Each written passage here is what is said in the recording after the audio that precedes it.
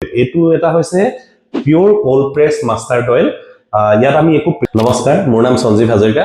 আপোনালোকে এটা বস্তু লক্ষ্য কৰিছেনে, আজিকালি চাব মানুহ এজন 40 ইয়াৰ্স 50 ইয়াৰ্স হোৱাৰ লগে লগে বহুত কিছুমান কমন বেমাৰে আকোৱালি লয়, যেনেকৈ হাৰ্ট এটেক হৈ গ'ল, ডায়েবেটিছ হৈ গ'ল, হাই ব্লাড প্ৰেছাৰ হৈ গ'ল, চুগাৰ হৈ গ'ল, এনেকুৱা কিছুমান বহুত কমন বেমাৰ চাবলৈ ধৰিছে। আগতে চাব যে আমাৰ ককাহেঁতি বহুত 70 ইয়াৰ্স 80 ইয়াৰ্সলৈ বহুত ফিট এণ্ড ফাইন থাকিছিলে।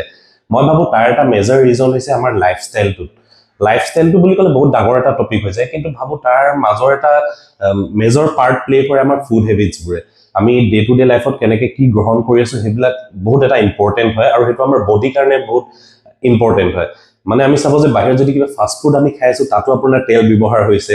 ঘৰত যদি কিবা আমি নিজে হোমমেড বনাই খাইছো, তাতো তেল ব্যৱহাৰ হৈছে। মানে চাব যে তেলটো এটা আমাৰ crucial part of the life হৈ গৈছে। চ' ভাবো যে তেলটো যদি আমি ভাল ব্যৱহাৰ কৰিব পাৰো, আমি বহুতখিনি পজিটিভ ইম্পেক্ট আমাৰ গাটোলৈ আনিব পাৰিম। সেইকাৰণে আজি আপোনালোকক লৈ আহিছো আমাৰ বনশ্ৰী খাদী সৰিয়হৰ তেল। এইটো এটা হৈছে pure cold press mustard oil. ইয়াত আমি একো প্ৰিজাৰ্ভেটিভ এড নাই, জিৰ' কোলেষ্ট্ৰল, একো এচেঞ্চ এড নাই, একো কালাৰ এড নাই, একো লাইক ফৰেন মেটেৰিয়েল একো এড নাই।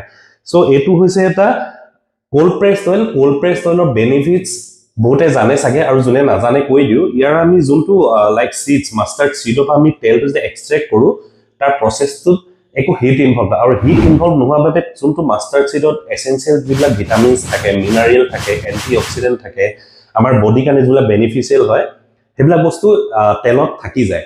চ' ইয়াৰ হেল্থ বেনিফিট বহুত আছে, আৰু বহুত ক'বলৈ গ'লে বহুত দীঘলীয়া হৈ যাব।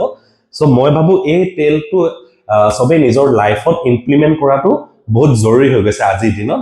চ' আপোনালোকে যদি অৰ্ডাৰ দিবলৈ বিচাৰে, আমাৰ তলত অৰ্ডাৰ নাও বটনটো ক্লিক কৰি অৰ্ডাৰ দিব পাৰে, আৰু যদি আমাৰ বিষয়ে আৰু জানিবলৈ বিচাৰে, তেতিয়া তলত দিয়া নাম্বাৰটোত কণ্টেক্ট কৰিব পাৰে। ধন্যবাদ।